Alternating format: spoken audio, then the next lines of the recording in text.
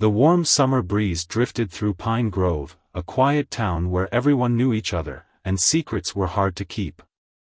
In this peaceful corner of America, Ana Rodriguez had grown up believing nothing exciting ever happened. At 22, she worked at her family's local coffee shop, serving regulars who'd watched her grow from a ponytailed kid to a confident young woman. What most people in town didn't know was that Ana's father, David Rodriguez, wasn't just another retired police officer. His past held stories that would make even the bravest souls shudder. For 15 years, he'd led one of the most successful SWAT teams in the country, taking down dangerous criminal organizations and drug rings. But when Ana was born, he chose a quieter life, moving his family to Pine Grove, where the biggest crime was usually a stolen bicycle or teenage pranks. Ana noticed something different that Tuesday morning. New faces had been showing up at the coffee shop over the past week, men in expensive suits who didn't fit the small-town vibe. They ordered complicated drinks and sat for hours, watching people through the large front windows. At first, she thought they might be real estate developers.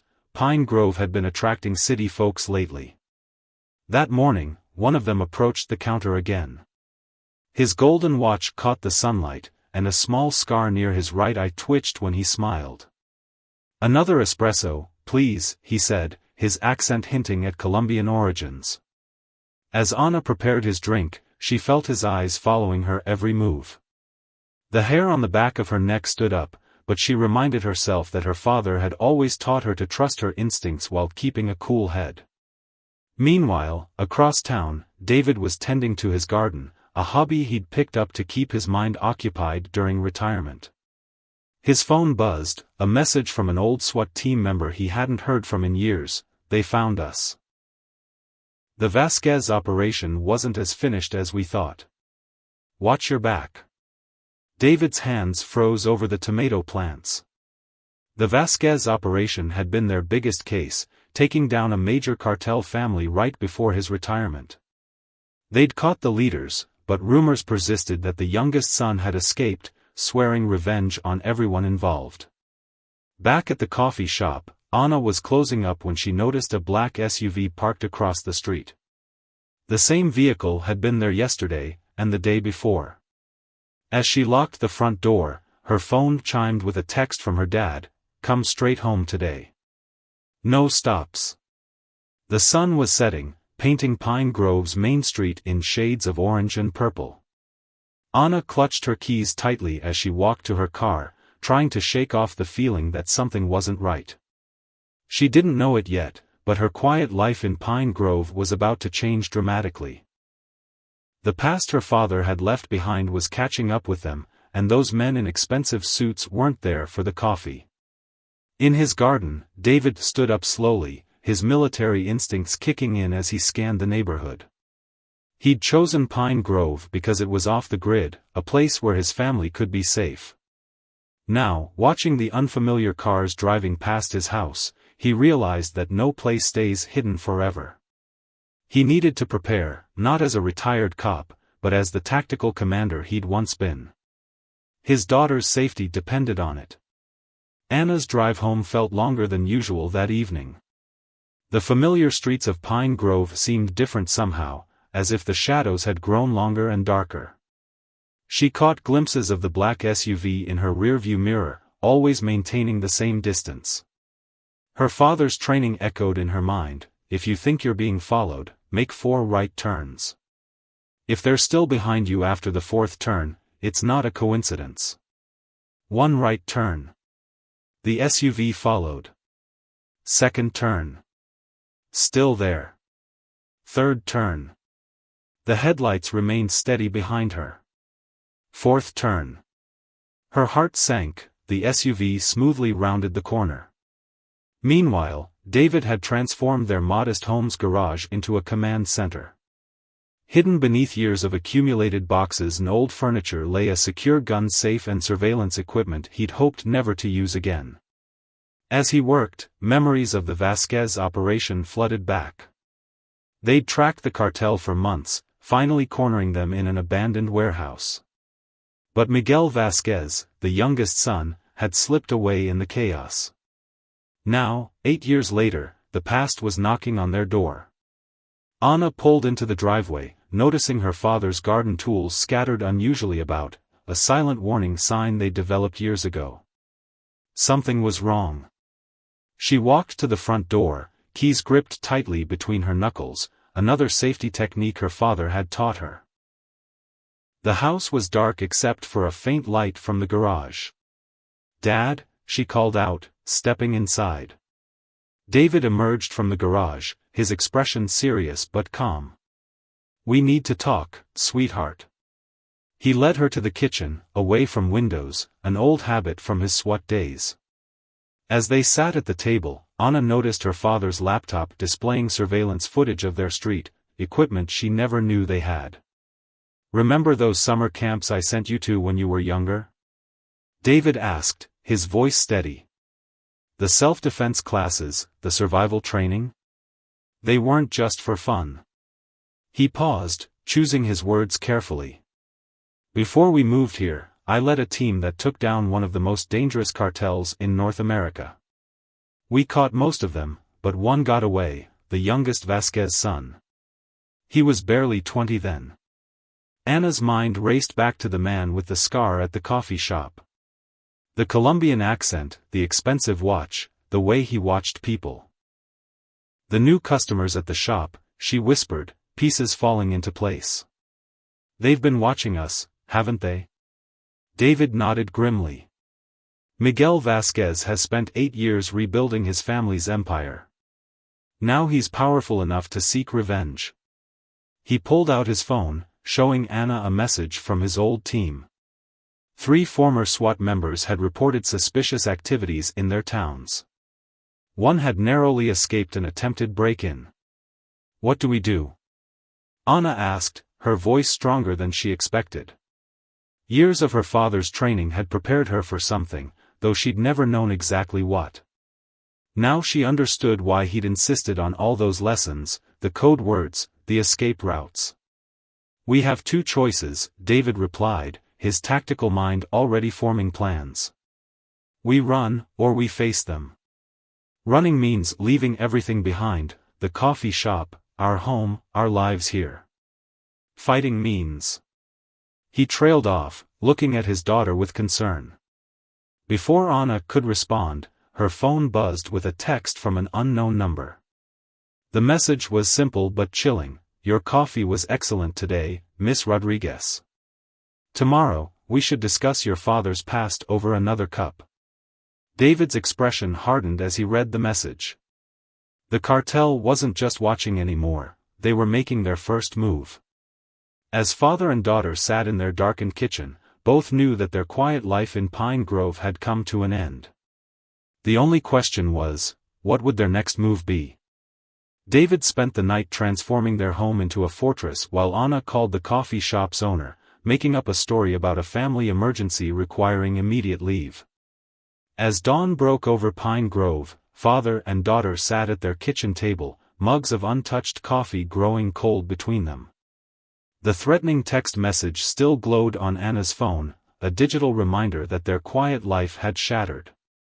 "I won't run," Anna said firmly, breaking the silence. "This is our home. You taught me to stand up to bullies, remember?" She managed a small smile, thinking back to the middle school kid who'd stopped teasing others after she'd stood up to him. This situation was drastically different, but the principle remained the same.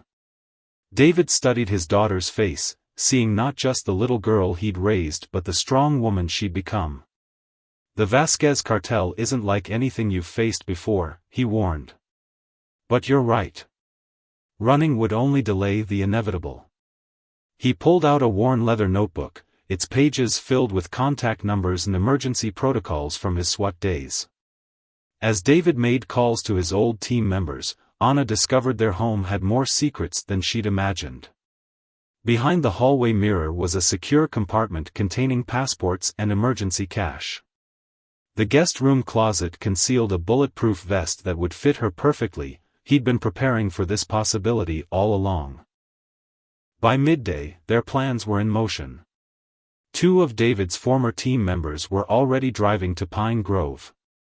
The local police chief, an old friend, had been quietly informed of potential, suspicious activity in town. Security cameras were discreetly installed around the coffee shop, feeding directly to David's laptop. "We're going to spring their trap," David explained, showing Anna the tactical layout of her coffee shop on his computer. "But we'll be the ones in control." His voice carried the same calm authority that had guided countless SWAT operations. "They expect to find a scared barista and a retired cop. Instead, they'll face a prepared team." Anna absorbed every detail of the plan, her mind clear despite the danger. The self-defense classes, the survival training, the coded family games, everything her father had taught her was coming together. "They'll expect me to open the shop tomorrow," she reasoned.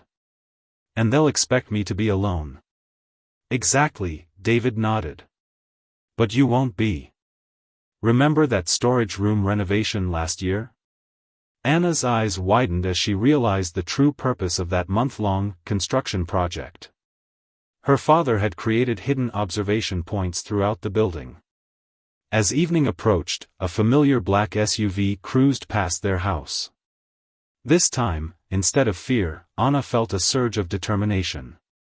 She thought about her regular customers, the elderly couple who came in every morning, the high school students who studied at the corner table, the young mothers with their toddlers. The cartel had picked the wrong town, the wrong family to threaten. David watched the SUV disappear around the corner, his tactical mind already anticipating their opponent's next moves. "Get some rest," he told Anna. "Tomorrow will be a long day."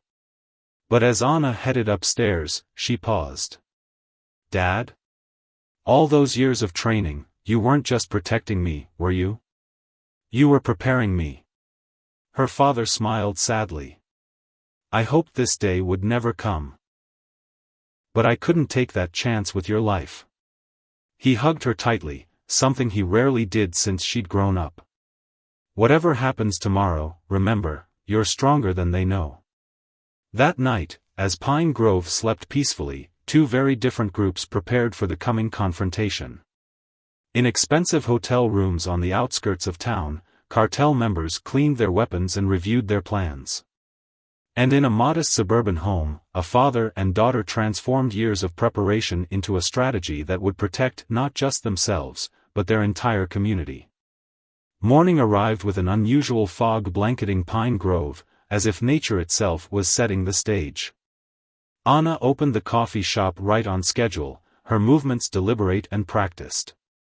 To anyone watching, she appeared to be going through her normal routine, wiping counters, checking inventory, starting the first batch of coffee. But beneath her calm exterior, every sense was alert. Her father's old team members were already in position. Uncle Ray, who wasn't really her uncle but had attended every one of her birthday parties growing up, was disguised as a construction worker across the street. Another former SWAT member, who she knew only as Bear, had parked his delivery van behind the shop, equipment hidden among ordinary packages. The bell above the door chimed at exactly 7:30 a.m. The man with the scar, who they now knew was Miguel Vasquez himself, entered with two others. They were dressed casually today, trying to blend in, but Anna noticed the slight bulge of concealed weapons under their jackets. She kept her voice steady as she greeted them, "Good morning. The usual espresso?" Miguel smiled, but it didn't reach his eyes. "Actually, I thought we could have that chat now. Why don't you join us?" He gestured to a corner table, away from the windows. It would have been the perfect spot to isolate her, if she hadn't been prepared. "I'm sorry, but I can't leave the counter unattended," Anna replied, following the script she and her father had carefully prepared. "Health department rules. But you're welcome to sit at the bar here." She patted the counter, knowing it would force them to sit within range of the hidden cameras. Miguel's smile tightened slightly, the first crack in his polished facade. He hadn't expected resistance, even in this small way.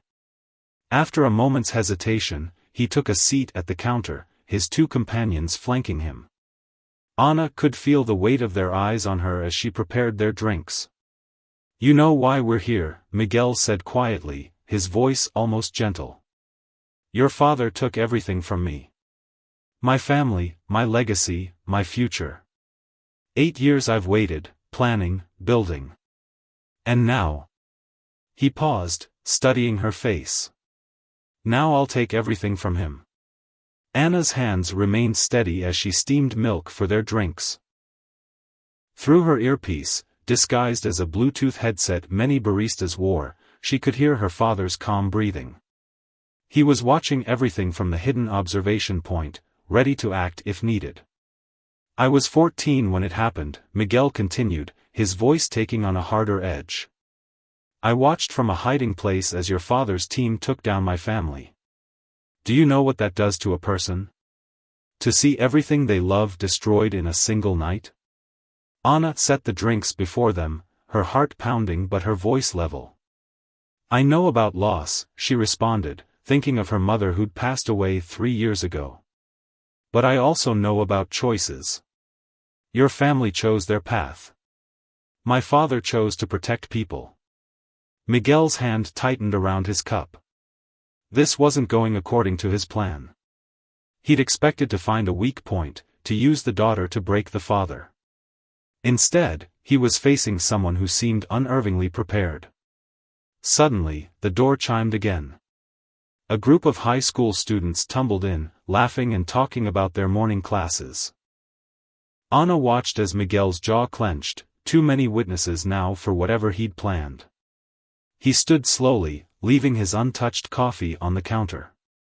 "This isn't over, Miss Rodriguez," he said softly. "We'll finish our conversation soon. Give your father my regards." As they left, Anna noticed one of his men lingering behind, placing something under a table. Her father's voice came through her earpiece, "Package left behind. Protocol Echo." Now. Protocol Echo was something Anna had practiced countless times, though she'd never understood why, until now. With a cheerful smile that betrayed none of her inner tension, she approached the group of students. "Hey guys, we're having a surprise morning special. Free coffee and pastries at the bookstore next door. Just show them this card." She handed them gift cards her father had prepared for just such a situation. The teenagers left excitedly, followed by the few other customers, all smoothly directed to neighboring businesses with similar, special offers. Within 3 minutes, the coffee shop was empty except for Anna. Through her earpiece, she heard Bear's low voice. "Thermal imaging shows a device under the southwest table. Professional grade. Timers active." Anna maintained her position behind the counter, continuing to wipe glasses as if nothing was wrong. Anyone watching through the windows would see a normal scene. But beneath the counter, her hand found the hidden panel her father had installed months ago. One press, and specially designed shutters would seal off the shop's windows in seconds. "Ready for containment," David's voice came through her earpiece. "Remember your exit route, sweetheart." "On my mark." Anna's fingers traced the edge of the counter, finding the subtle markings that would guide her in darkness if needed. Her heart raced, but her movements remained measured and calm. Outside, Uncle Ray was coordinating with local law enforcement through encrypted channels. They were quietly evacuating neighboring buildings under the guise of a gas leak. Miguel's men, watching from their black SUV, would see only a routine safety procedure, nothing to suggest their plan had been discovered. 3 minutes on the device, Bear reported. "They're watching to see if we detect it. Standard cartel test, see how prepared we really are." In her earpiece, Anna could hear the subtle sounds of her father's team moving into position. Years of SWAT operations had taught them to communicate in near silence. Anna started her practiced routine. She walked to the pastry display, seemingly to rearrange muffins. In reality, she was positioning herself for what came next. Through the front windows, she could see Miguel's SUV still parked across the street. They were watching, waiting to see if the young barista would notice their little surprise. 2 minutes, Bear's voice was steady. Containment team in position. Anna began humming softly, an old lullaby her father used to sing. It was their signal that she was ready. She caught a glimpse of movement in the SUV. They were getting suspicious about the decreasing number of customers. 1 minute, Bear counted down. Heat signature increasing. Now, David's voice commanded. Anna hit the panel. The security shutters slammed down as she dove behind the reinforced counter. Simultaneously, the shop's lights cut out, replaced by specialized UV lighting that would blind anyone not wearing protective gear. Through her earpiece, she heard the controlled chaos of a well-executed operation.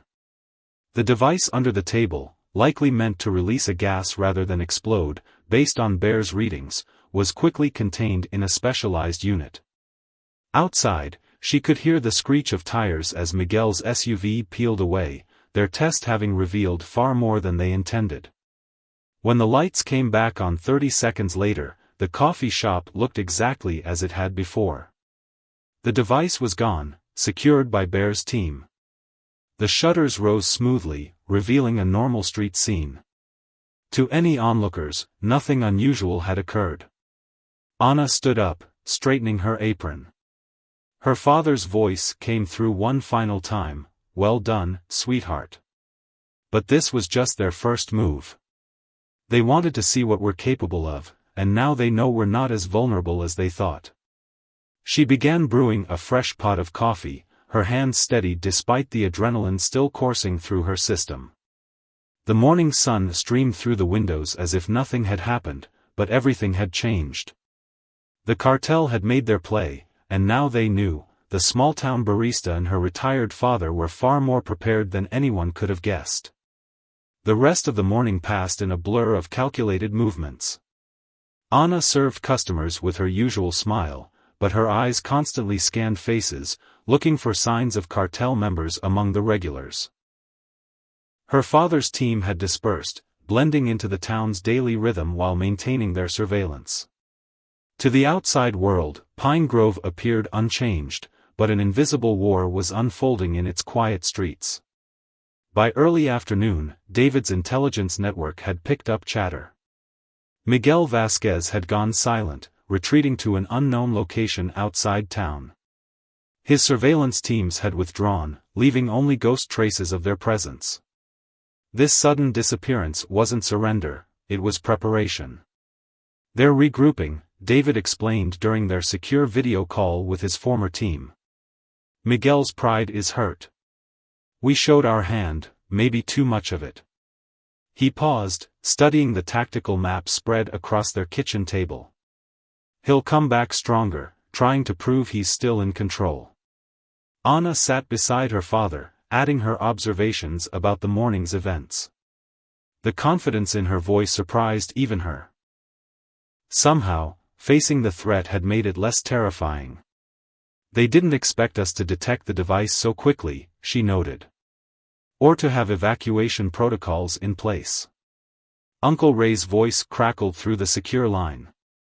Our sources say Miguel's called in reinforcements from his operations down south. We've detected multiple vehicles heading this way. But here's the interesting part, they're traveling separately, taking different routes. Trying to avoid attention.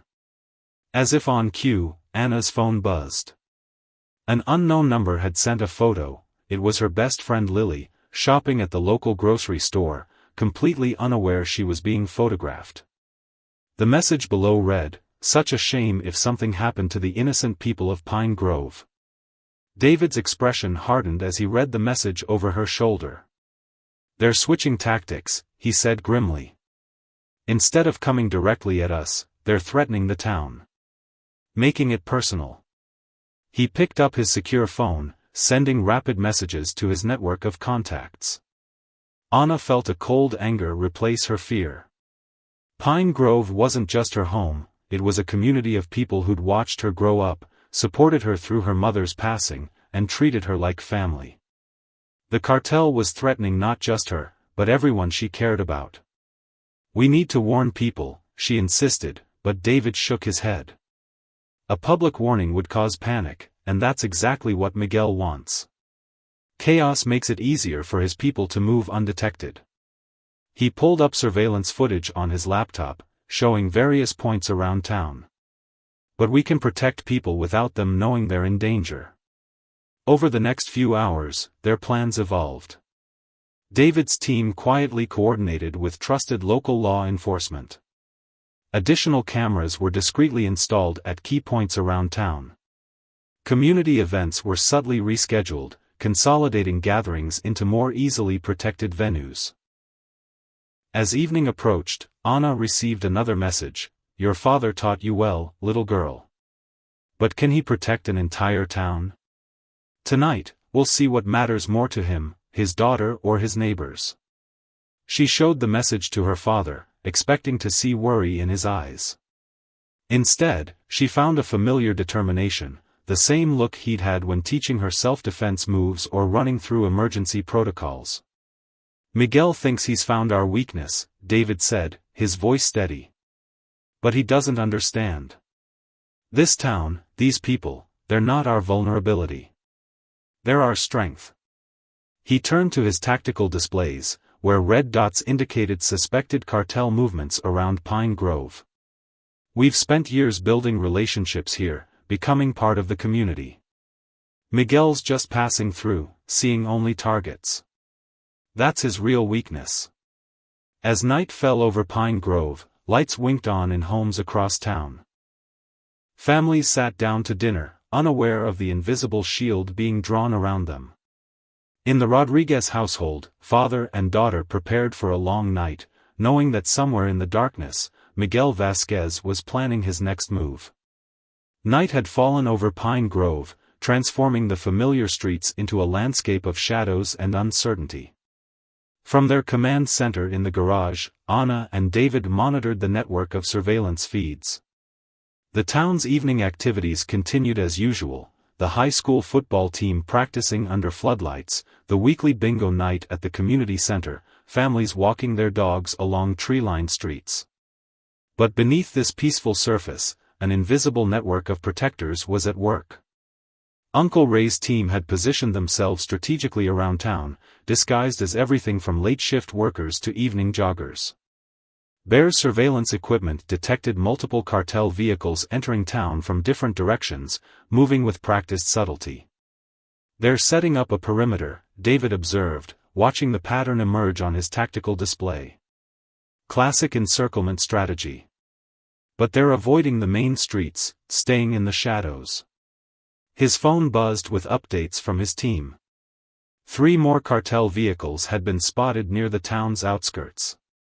Anna studied the movements on the screen, remembering her father's lessons about tactical patterns. "They're creating escape routes," she noted. "But also..." She pointed to several converging paths. "They're herding people toward the town square." David nodded approvingly. "Good catch. Miguel's planning something public, wanting to make a statement." He zoomed in on the community center, where the weekly bingo night was in full swing. "That's their likely target. Maximum visibility, lots of witnesses." Through their encrypted communications, they heard Uncle Ray's voice: "Movement at the east entrance. 2 men in maintenance uniforms trying to access the community center's utility room." A pause, then, "Wait, something's not right. They're too obvious." David's expression sharpened. "It's a diversion," he said, fingers flying over his keyboard as he checked other camera feeds. "Miguel's not after the community center. He wants us to think that's his target." Anna felt a chill as she realized what was happening. "The coffee shop," she said quietly. "They know we've fortified it, prepared for them there." She pulled up the coffee shop's security feeds on her tablet. "They're counting on us focusing on protecting the town while they..." A flash of movement caught her eye on one of the feeds. A shadow where there shouldn't be one, moving with purpose behind her coffee shop. David was already sending silent alerts to his team, redirecting their coverage. But they both knew the cartel had planned this well. Their forces were spread thin protecting the town's civilians. "I need to go there," Anna said, standing up. Her father started to protest, but she cut him off. "Dad, the coffee shop is my territory. I know every inch of it. And they're expecting you to be the one to respond, not me." David studied his daughter's face, seeing the same determination he'd carried during his SWAT days. "You're right," he said finally. "But we do this smart." He pulled up the building's blueprints, which they'd studied countless times during training. "They'll have all the obvious entry points covered. But remember that renovation we did last spring?" Anna smiled, remembering the construction work that had actually been the installation of a hidden entrance. The old storage tunnel from the Prohibition era. "They won't know about that." While David coordinated with his team to maintain the illusion of their focus on the community center, Anna prepared. She checked her communications gear and slipped on the lightweight protective vest hidden in her gym bag. Years of training had prepared her for this moment, but this wasn't a drill. This was real. "Bear's thermal imaging shows 4 heat signatures inside the coffee shop," David reported. "They're waiting for us to realize their real target." He hugged his daughter briefly. "Be careful, sweetheart. Miguel's desperate now, that makes him dangerous." Anna nodded, her mind already focusing on the task ahead. As she moved silently through the darkness toward her coffee shop, she could hear the distant sounds of Pine Grove's normal evening activities. She was about to find out if all those years of preparation had been enough. The old Prohibition tunnel was exactly as Anna remembered from their practice runs, though tonight it felt different. Her flashlight beam revealed decades-old brick walls as she moved silently through the passage that connected to her coffee shop's basement. The air was thick with history, and now she was adding her own chapter to its story. Through her earpiece, she could hear her father coordinating the town's protection. Miguel's men were maintaining their presence around the community center, keeping David's team occupied.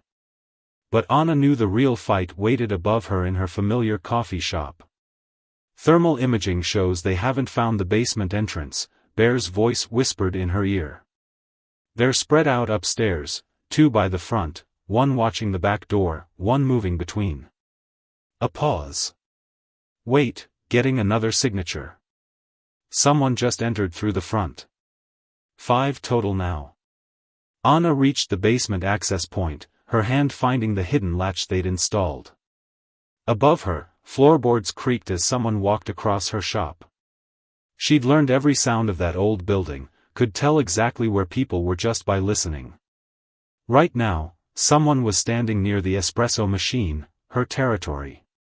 "New arrival is Miguel," her father's voice confirmed. "Be careful, sweetheart. He's not just angry now, he's desperate." Those are the most dangerous moments in any confrontation. Anna took a slow, steady breath. "Copy that," she whispered, using the tactical language she'd grown up hearing. Her hand moved to the small control panel by the basement door, another of her father's hidden installations. From here, she could access the shop systems, lights, ventilation, security features. Voices drifted down from above. "The old man's occupied protecting the civilians," she heard Miguel say. "As expected. He always did put duty before family." A harsh laugh. "When he finally realizes this is the real target, it'll be too late. The message we leave here will break him." Anna felt a surge of cold anger. Miguel saw this as a game of revenge, but she saw the truth: he was just a scared teenager who'd grown into an angry man, still fighting old battles. She thought of her mother, who'd taught her that true strength came from protecting others, not hurting them. Ready for signal disruption, Bear's voice came through. "On your mark." Anna reached for the control panel. Everything they'd planned, every precaution they'd taken, had led to this moment. "Execute Plan Delta," she whispered. Suddenly, all communications in the area went dark, a carefully planned disruption that would last exactly 3 minutes. In the same instant, Anna activated the shop's ventilation system at maximum power, creating a low, disorienting hum throughout the building. As Miguel's men above her struggled with their dead phones and radios, Anna silently emerged from the basement. The shop's layout was so familiar she could navigate it blindfolded. She moved like a shadow through her own space, using the hanging light fixtures she'd specially positioned months ago to stay in the blind spots she'd memorized. The man watching the back door never saw her coming. A quick pressure point technique her father had taught her, and he slumped quietly into a sitting position, unconscious but unharmed. She secured him with zip ties before moving on. Through the darkness, she heard Miguel's frustrated voice, "Spread out. Find the breaker box." This isn't a coincidence. He was right about that, at least. But he still thought he was facing David's tactics. He hadn't realized that the coffee shop had 2 protectors, not 1. Anna moved to her next position, her movements sure in the familiar space. She'd spent years serving coffee here, learning every corner, every shadow. Now those same spaces were her allies. Miguel had chosen her coffee shop as his battleground, thinking it was her vulnerability. Instead, he'd given her the ultimate home field advantage. 2 minutes left on signal disruption, her father's voice returned, the special frequency of their communications unaffected by the blackout. "Make them count, sweetheart." In the darkness, Anna smiled. It was time to show Miguel Vasquez that underestimating the small-town barista had been his biggest mistake. The next 90 seconds unfolded like a carefully choreographed dance. Anna moved through her coffee shop with precision, using every advantage she'd built into the space. The second cartel member went down as quietly as the first, never seeing the shadow that approached from behind the pastry display he'd passed countless times as a customer. Miguel's frustrated voice cut through the darkness, "Someone's here." He'd finally realized the disruption wasn't just technical failure. "Find them. Now." His remaining 2 men moved frantically, their footsteps betraying their positions to Anna's trained ear. She reached the counter, her favorite spot in the whole shop, where she'd served thousands of customers over the years. Now it served a different purpose, as she triggered the final phase of their plan. Suddenly, ultraviolet lights flooded the space, their specific frequency rendering useless the night vision equipment Miguel's men wore. The next few moments were a blur of motion. Anna's protective contacts, specially designed by her father's team, allowed her to see clearly while Miguel's remaining men stumbled, disoriented. One down, then another, using the non-lethal techniques she'd practiced countless times. Finally, only Miguel remained. He'd thrown off his useless night vision gear, backing toward the door. But Uncle Ray's team had already quietly surrounded the building. There would be no escape. "It's over, Miguel," Anna said, her voice steady as the normal lights slowly faded back up. She stood behind her counter, where just that morning she'd served him coffee. "Look around you. Your men are unconscious but unharmed. The police are outside. Your revenge plan failed." Miguel's hand moved toward his jacket, but Anna's voice stopped him. "The cameras are running. Every move you make is being recorded. Think carefully about your next action." She saw the conflict in his eyes, the angry teenager fighting with the calculating cartel leader he'd become. "You don't understand," he spat, but his hand moved away from his weapon. "Your father destroyed everything I had. My whole family." "Your family destroyed themselves," Anna replied calmly, channeling her father's SWAT negotiation training. "They chose their path. Just like you chose yours." She kept her voice level, remembering that beneath the hardened exterior was still that scared 14-year-old boy. "But right now, you have another choice." Through her earpiece, she heard her father's teams moving into position. In less than a minute, they would enter. These were Miguel's last moments of freedom, and they both knew it. Choice. Miguel laughed bitterly. What choice? To spend my life in prison? To stop the cycle, Ana said firmly. Your father chose violence. My father chose protection. We all have to live with our parents' choices, but we don't have to repeat them. She saw the moment the fight left him. His shoulders sagged, the weight of 8 years of revenge plans suddenly visible. As if on cue, the morning sun began to peek through the windows, casting long shadows across the coffee shop floor. David's voice came through clear in her earpiece. You've done well, sweetheart. Teams are moving in. The shop's door opened, and highly trained officers entered smoothly, securing Miguel and his unconscious men. There would be no last-minute escape attempts, no dramatic standoff. In the end, the mighty cartel leader surrendered in a small-town coffee shop to a barista who'd outsmarted him. Hours later, as Pine Grove awoke to news of the night's events, Ana stood with her father watching the sunrise from their front porch. The town was safe, its people blissfully unaware of how close danger had come. Miguel and his men were in custody, their network already being dismantled by federal agencies. You know, David said quietly, when I started training you all those years ago, I thought I was teaching you to protect yourself. But you ended up protecting our whole town. Ana smiled, thinking of her coffee shop, no longer just a business, but a battleground where she'd face down her own shadows.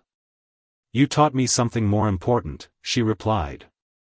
You taught me that real strength isn't about how much damage you can do.